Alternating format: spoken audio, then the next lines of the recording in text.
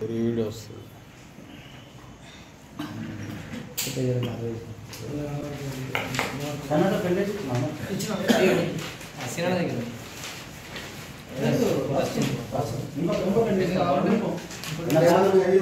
Cooperative office వసూలు చేస్తారు కానీ వెళ్తే ఇట్లా ఫోటోలు తీసుకుంటారు అన్నమాట. ఇన్నే కాదు జిల్లా వ్యాప్తంగా అవును మనకు ఆదాయం ఎల్టీ చెల్లించిండు కాపులో కూడా అట్లనే ఆయన ఇప్పుడు కూడా ఎల్టీ పెట్టింది క్రాప్ చెప్పలే. ఇక్కడ ఏమైందంటే మనం అకౌంట్ క్లోజ్ అని చెప్పినాక కూడా ఇంకా 16,000 రూపాయలు ఎక్కడికి వెళ్ళి ఆయనతో క్రాప్ సంబంధించిన అమౌంట్ దాని గురించి నిన్నటి రోజు సోషల్ మీడియా మాధ్యమికాల్లో అలాగే కొన్ని పత్రికలలో పాతూరి గాలవ కుమారుడు అంజిరెడ్డి అనేటైనే ఒక తప్పుడు ప్రచారాన్ని ప్రజలలోకి తీసుకుపోయి ఇవాళ రైతుల్లో ఆందోళన కలిగించే విషయాలు చేయడం జరిగింది. పత్రికా సోదరులు కూడా తప్పుడు సమాచారం అందించి ఆయన ఎప్పుడో గతంలో కట్టినటువంటి అప్పును నేడే కట్టినా క్లోజ్ అని చెప్పేసి ఒక తప్పుడు పత్రాలను ఇచ్చి ఈరోజు తప్పుదోవ పట్టిస్తూ ఉన్నారు రైతులను. దుబ్బాక ప్రాథమిక వ్యవసాయ సహకార సంఘంలో పాతూరి గాలవ గారి పేరుపై 2 అకౌంట్లలో ఒకటి ఎల్టీ అకౌంట్, ఒకటి క్రాప్ లోన్ అకౌంట్, 2 అకౌంట్లు ఉన్నాయి. ఒక ఎల్టీ అకౌంట్లో 5వ తారీఖు 2వ నెల 2016లో 1,90,000 రూపాయలు ఎల్టీ లోన్ తీసుకుంది. దానికి పూర్తిగా 17వ తారీఖు 5వ నెల 2023 వరకు 3,16,000 రూపాయలు ఆమె అప్పు సహకార సంఘానికి అప్పు ఉంది. అందులో 16వ తారీఖు 5వ నెల 2023లో 2,60,000,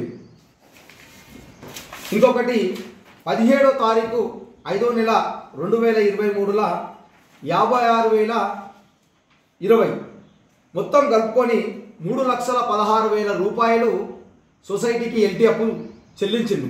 దానికి పూర్తిగా కూడా రసీదుల రూపకంగా మా యొక్క సిఇఓ గారు ఆయనకు అందించారు. ఇక్కడికి ఆయన అప్పు ఎల్టీ అప్పు మొత్తం పూర్తిగా క్లోజ్ అయింది. క్రాప్ లోన్ ఉంటుంది. ఆయన ఏమని చెప్పిండు మాధ్యమికాలల్లో, నేను పూర్తి స్థాయి అప్పు కట్టినా నాకు అకౌంట్ క్లోజు అని చెప్పేసి ఇచ్చినా కానీ నాకు ఇంకా 16,000 రూపాయలు 13,000 రూపాయలు లంచంగా ఇవ్వమంటారు అని చెప్పేసి తప్పుడు ప్రచారం చేసిండు. ఆ 16,000 రూపాయలు అనేది కూడా మా సిఇఓ గారు ఆయన చెప్పింది ఎల్టీకి సంబంధించింది కాదు. ఎల్టీ మనం ఇచ్చేసిన క్లోజ్ అయిపోయింది. ఇతనే మరి నేను క్రాప్ కూడా ఉన్నది అని చెప్పేసి కూడా తెలియజేయాలి కదా. క్రాప్ అనేది తెలియజేయకుండా దాన్ని దాచిపెట్టి ఓన్లీ నేను కట్టిన ఎల్టీ మొత్తం క్లోజ్ చేసినా నాకు ఇస్తలేడని చెప్పేసి ఈరోజు దుష్ప్రచారం చేసిర్రు. నేను ఫోటోలు కూడా దిగినా అని చెప్పేసి అన్నాడు. ఫోటోలు ఒకటే కాదు, మన దుబ్బాకనే కాదు, జగదేవ్పూర్, గజ్వేల్ అన్ని ప్రాంతాలలో కూడా ఇవన్నీ ఎల్టీలు రికవరీ చేసినప్పుడు కంపల్సరీ ఫోటోలు తీసుకునే విధానం ఉంటుంది. ప్రాథమిక వ్యవసాయ సహకార సంఘంలో ఏ జిల్లాల ఏ సొసైటీలోనైనా ఎల్టీ అనేది వసూలు చేసినప్పుడు వారి దగ్గర నుంచి పూర్తి స్థాయిగా ఫోటో దించుకొని పై అధికారులకు డీసీఓ ఆఫీస్కు పెట్టడం జరుగుతుంది. ఈ రోజు మేము ఇన్ని లక్షల రికవరీ చేసినాం, పలాని వ్యక్తి రైతు నుంచి మేము ఇంత అమౌంట్ తీసుకున్నాం అని చెప్పేసి పూర్తి స్థాయిగా నివేదిక డీసీఓ ఆఫీస్కి ఇవ్వాలి. ఇక క్రాప్ లోన్ విషయానికి వస్తే ఆమె 25వ తారీఖు 9వ నెల 2018లో 60,000 రూపాయల క్రాప్ లోన్ తీసుకుంది.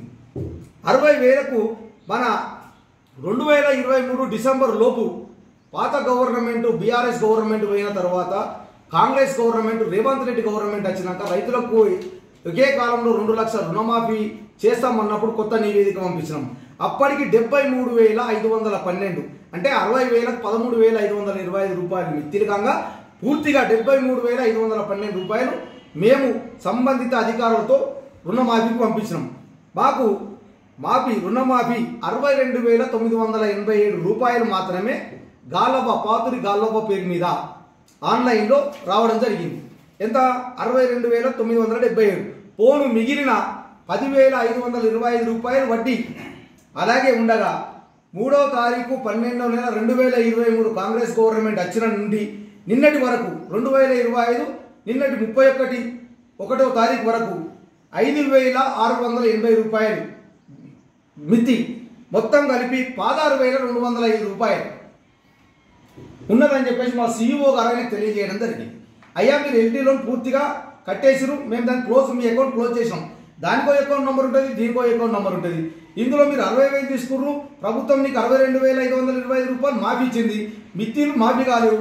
మిత్తిలు అందరికీ ఒకటే లెక్క ఉంటాయి. రైతులకు ఇక్కడ మార్గేజ్ చేసుకున్న దాని తర్వాత ఆన్లైన్లో మీరు మళ్ళీ రిలీజ్ చేసుకోవాలి. ఎంఆర్ఓ ఆఫీస్ నుంచి వెళ్ళి మీకు పూర్తి స్థాయి డబ్బులు ఇవ్వమంటే నిన్న ఇక్కడికి వచ్చి నానా విధ హడావిడి చేసి ఇక్కడ ఉన్నటువంటి ఆఫీసర్లపై విరుచుకుపడి తిట్టి మీరు నన్ను లంచం అడుగుతున్నారు, అది అడుగుతున్నారు, మీరు బదనాం చేస్తాం, అది చేస్తామని చెప్పేసి తప్పుడు ప్రచారం చేసి మాధ్యమికాలలో పేపర్లు రాపించారు. దయచేసి ఇటువంటి దుష్ప్రచారాలు చేయొద్దని చెప్పేసి మేము తెలియజేస్తా ఉన్నాం. ఒకటి, మన సొసైటీలో ఉన్నది 5,000 6,000 మంది రైతులు ఉంటారు. వారిని అందరినీ తప్పుతో పట్టించద్దు. మన సొసైటీ అభివృద్ధి చెందుతుంది, మన రైతులు అభివృద్ధి చెందుతారు. ఇలా మంచికో చెడుకో ఈ సొసైటీలో ఉన్నటువంటి ఈ మున్సిపాలే కానీ మండలాల్లో ఉన్నటువంటి రైతులు కానీ ఆదరణ ఉంటేనే ఈ వడ్ల కొనుగోలు కానీ అన్ని జరుగుతాయి. ఇటువంటి దుష్ప్రచారాలు చేసి రైతులను సొసైటీ దిక్కు తిరగకుండా చేయకుండా చేస్తారంటడం చాలా తప్పుకరమైన విషయం. ఇప్పటికైనా మీరు చేసినటువంటి తప్పును మీరు అంగీకరించాలని చెప్పేసి కోరుతా ఉన్నాం. యథావిధిగా మీరు ఈ తప్పుడు ప్రచారాన్ని ఎలా చేశారో మాధ్యమికాలలో పెట్టకుంటే మీపై తగు చర్యలు తీసుకుంటామని చెప్పేసి కూడా ప్రాథమిక వ్యవసాయ సంఘం తరఫున మేము తెలియజేస్తున్నాం.